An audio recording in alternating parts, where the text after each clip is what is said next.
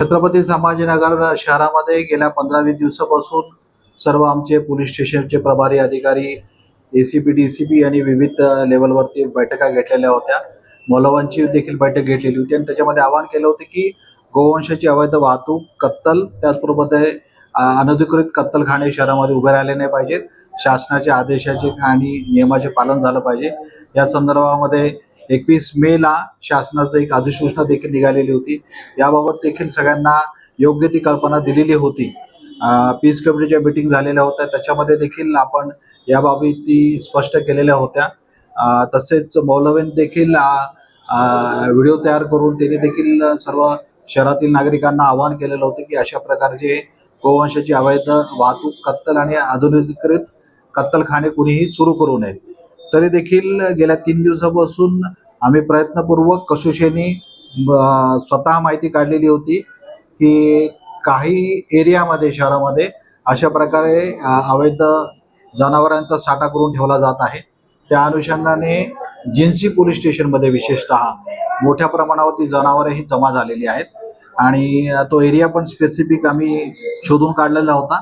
आणि आज दुपारपासून साधारणतः 2 वाजल्यापासून आमचे DCP crime branch Mohite, DCP zone 2 Ratnakar Navale, माझे 2 एसीपी, 5 पीआय आणि जवळपास 250 अंमलदार यांच्या मदतीने आम्ही कोम्बिंग ऑपरेशन राबवलं, ज्याच्यामध्ये आम्हाला जवळपास 131 जनावरे गोवंशाची मिळून आलेली आहेत आणि आम्ही त्यांना मध्ये 8 आरोपींना आम्ही या संदर्भामध्ये ताब्यात घेतलेला आहे आणि गुन्हा दाखल करून पुढील कायदेशीर कारवाई करत आहोत.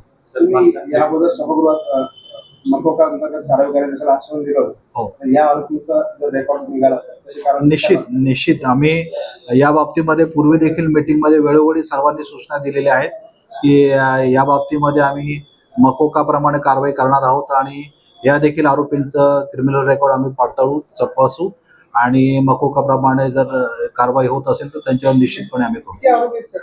8 आरोपी सध्या त्याच्यामध्ये निष्पन्न आहेत, परंतु आणखीन ह्याच्यामध्ये ह्यांना फायनान्स करणारे, यांना सपोर्ट करणारे किंवा ह्याच्यामध्ये या चेनमध्ये आणखीन कोण कोण आहेत त्यांना देखील आम्ही निष्पन्न करून या सगळ्यांना ह्याच्यामध्ये कायदेशीर आम्ही अटक करू.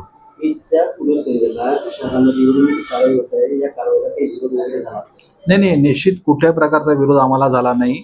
सर्व नागरिकांनी आम्हाला चांगल्या प्रकारे सहकार्य या कारवाईच्या दरम्यान दुपारपासून केलेलं आहे.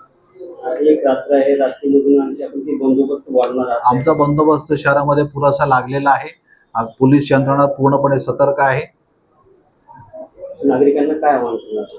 नागरिकांना एवढंच मी आवाहन करतो की तो सण आहे तो कायदेशीर मर्यादेमध्ये राहून निश्चितच सर्वांनी उत्साहात साजरा करावा. शासनाचे नियम, कायदे आणि मार्गदर्शक सूचना आहेत त्याचं पालन करावं. जे कायदा मोडतात त्यांच्यावरती कायदेशीर कारवाई होईल आणि जे कायदा पाळतात त्यांच्यावरती पोलीस प्रशासन नेहमी समोर राहिलेले आणि त्यांना सहकार्य करेल.